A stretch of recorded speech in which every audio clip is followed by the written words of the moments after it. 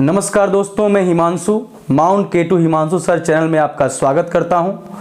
आज से हम लोग उत्तर प्रदेश में आई लेखपाल भर्ती परीक्षा की तैयारी के संबंध में बातचीत करने वाले हैं। और इस भर्ती परीक्षा में 100 नंबर का प्रश्न पत्र होगा, जिसमें 4 सेगमेंट बटे हुए हैं। सामान्य हिंदी, उत्तर प्रदेश से संबंधित ग्राम विकास एवं ग्राम समाज, सामान्य अध्ययन और गणित। मैं आप लोगों से इन 4 सेगमेंट में से 3 की बात करूंगा, सामान्य हिंदी, उत्तर प्रदेश ग्राम विकास और मुख्य रूप से सामान्य अध्ययन के बारे में। तो आइए हम शुरुआत करते हैं आज के इस वीडियो में। राजस्व लेखपाल में जो अभी भर्ती आई है, इसमें कुल 8085 सीटें हैं और इनसे संबंधित हम ग्राम विकास के बारे में आज बात करने वाले हैं। ग्राम विकास एवं ग्राम समाज के बारे में। ग्राम विकास एवं ग्राम समाज 25 नंबर का 25 अंकों का एक सेगमेंट है। 25 अंक मिलेंगे इससे। और कई बार परीक्षार्थी जब वो हिंदी की तैयारी करता है, जीएस की तैयारी करता है, गणित की तैयारी करता है, रीजनिंग की तैयारी करता है, तो इन सब विषयों से परिचित होता है। लेकिन ये पहली बार मिलेगा कि आप एक नए सेगमेंट, एक नए विषय से रूबरू होने वाले हैं, जिसका नाम ग्राम विकास और ग्राम समाज है। नाम से लग रहा है कि इसमें सब कुछ गांव का होगा, सब कुछ गांव जैसा होगा, गांव को ही बस पढ़ना होगा। लेकिन मैंने उत्तर प्रदेश लेखपाल की पिछली भर्ती परीक्षा में अपना स्थान बना पाया था। मैं पिछले लेखपाल भर्ती 2015 में चयनित था और उस समय मैंने ये देखा कि उत्तर प्रदेश में जो ये लेखपाल की परीक्षा हुई थी 2015 में, उसमें ग्राम विकास एवं ग्राम समाज के जो टॉपिक दिए गए थे, उनसे इतर भी प्रश्न पूछा गया।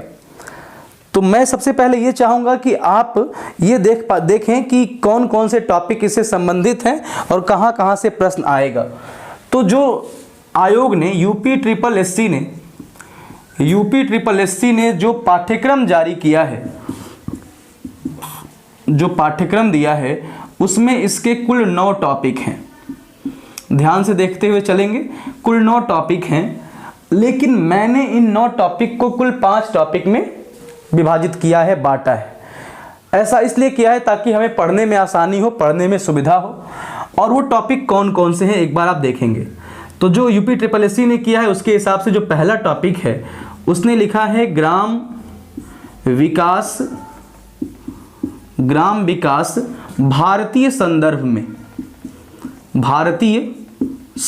में कि गांव में विकास की जो परंपरा है, गांव की जो शुरुआत है, उसके संदर्भ में ये भारतीय संदर्भ में आपसे प्रश्न आएंगे। लेकिन जब पेपर देखा तो समझ में नहीं आया कि कौन सा ऐसा प्रश्न है जो इससे पूछा गया। एक प्रश्न दिखा था कि भारत में कुल गांवों की संख्या कितनी है। तो ऐसे सामान्य परिचय हम बात करेंगे अब कि ग्राम विकास भारतीय संदर्भ में एक ऐतिहासिक परिचय या ग्राम विकास का इतिहास, इस तरह से एक प्रश्न हम एक टॉपिक यहां से कवर करेंगे। 2-3 प्रश्न यहां से छोटे बड़े मिलेंगे हमें। दूसरा यहां पे महत्वपूर्ण टॉपिक होगा ग्राम विकास के परिप्रेक्ष्य में महत्वपूर्ण कार्यक्रम क्या क्या चले हैं। महत्वपूर्ण कार्यक्रम क्या क्या चले हैं जिनसे गांवों का विकास हुआ। इनमें कई महत्वपूर्ण कार्यक्रम आज़ादी के बाद से ही भारत सरकार चला रही है। अलग अलग सरकारों ने अलग अलग नामों से गांव के उदय, गांव के विकास के लिए कई योजनाएं, कई कार्यक्रम चलाए हैं। उनसे भी प्रश्न पूछा जाता है और ख़ास तौर पे उनसे डेट वाले प्रश्न, तारीख वाले प्रश्न पूछे जाएंगे। इसके अलावा मैंने इसको विभाजित किया है ग्राम विकास के परिप्रेक्ष्य में योजनाएं। ये बहुत ही महत्वपूर्ण टॉपिक होगा आपके ग्राम विकास का। जो लेखपाल में यहाँ से कई प्रश्न, पिछली लेखपाल भर्ती में जिसमें मेरा चयन हुआ था, 3 प्रश्न आए थे मेरे पाली में। मैं सेकेंड पाली में एग्जाम दिया था 2015 में राजस्व लेखपाल का, उसमें 3 प्रश्न आए थे और पहली पाली में 4 प्रश्न आए थे योजना से। चकबंदी लेखपाल में 6 प्रश्न आए थे योजना से। तो लेखपाल की परीक्षा में प्रश्न आएंगे योजनाओं से। इसको ध्यान में रखते हुए हम लोग इसको ऐसे बांटेंगे कि योजनाएं किस तरह से, तो हम ऐसे लिखेंगे यूपी की योजनाएं, उत्तर प्रदेश की योजनाएं, भारत की योजनाएं, आप एक बात ध्यान दीजिएगा, इन योजनाओं को हम ग्रामीण विकास के परिप्रेक्ष्य में पढ़ रहे हैं। ग्रामीण विकास के परिप्रेक्ष्य में यूपी की योजनाएं, भारत की योजनाएं यानी भारत सरकार की योजनाएं। हमारा ध्यान होगा कृषि संबंधी योजनाएं, कृषि संबंधी योजनाएं, साथ ही साथ महिलाओं से संबंधित योजनाएं, महिलाओं से संबंधित योजनाएं, अल्पसंख्यकों से संबंधित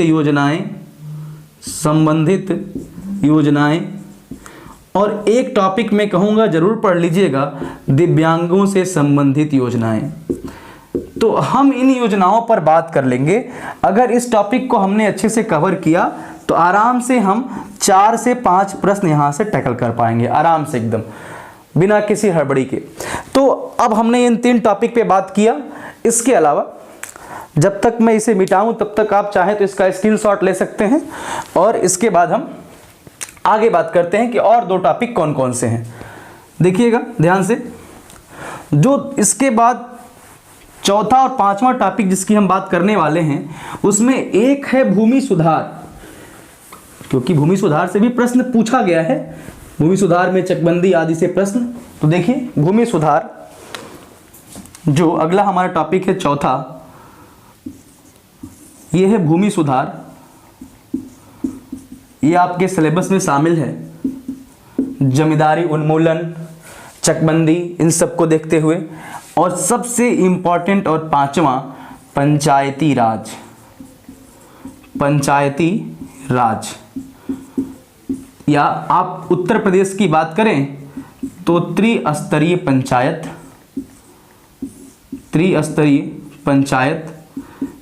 पूरी तरह से इसे पढ़ लें। 5 टॉपिक में पूरी तरह से सिलेबस उसने बांट के रखा हुआ है। लेकिन चूंकि हमें इन 25 अंकों में से अधिक अंक लाने हैं, तो हमारा टारगेट ये होगा कि कोई प्रश्न हमसे छूटे ना। तो इसके लिए हम कुछ अतिरिक्त टॉपिक पे बात करने वाले हैं जहां से प्रश्न मिल सकता है। जैसे पहला यूपी स्पेशल,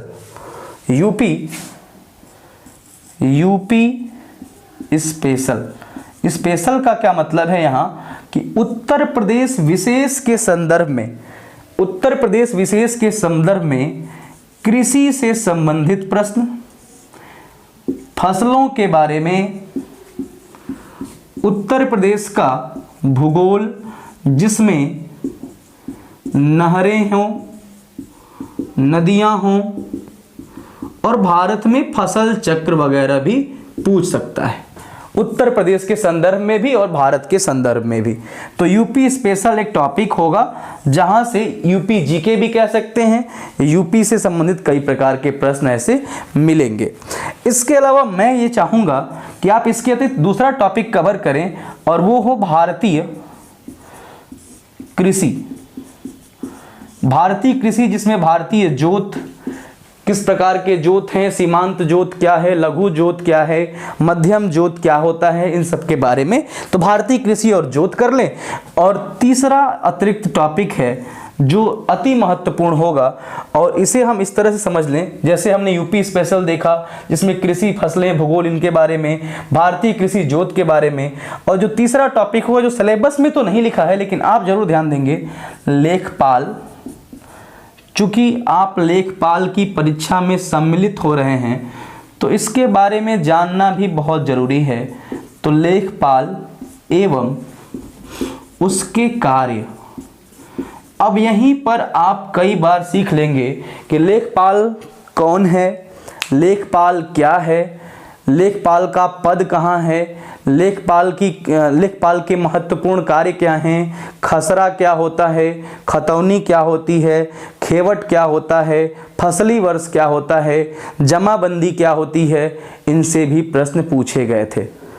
खसरा और खतौनी को मिलाकर क्या कहते हैं, जमाबंदी कितने वर्ष पर होती है, पड़ताल एक साल में कितनी बार होती है, खसरा में कितने कालम होते हैं, खतौनी में कितने कालम होते हैं। तो इन सबको एक बार पढ़ लें तो ये पूरा का पूरा ग्राम विकास आपको बहुत ही आसानी से बहुत ही आसानी से लगभग 20-21 नंबर दिलाएगा। मैं 25 में 25 का वादा नहीं कर रहा और ये इतना आसान भी नहीं है, लेकिन इतना मैं जानता हूँ कि आपने थोड़ी सी मेहनत की तो निश्चित रूप से 20, 21, 22, 23 नंबर तक आप इसमें आराम से हासिल कर सकते हैं। बहुत बहुत धन्यवाद। हम जल्दी से इसके लेखपाल एवं उसके कार्य पर एक वीडियो लेकर के आ रहे हैं।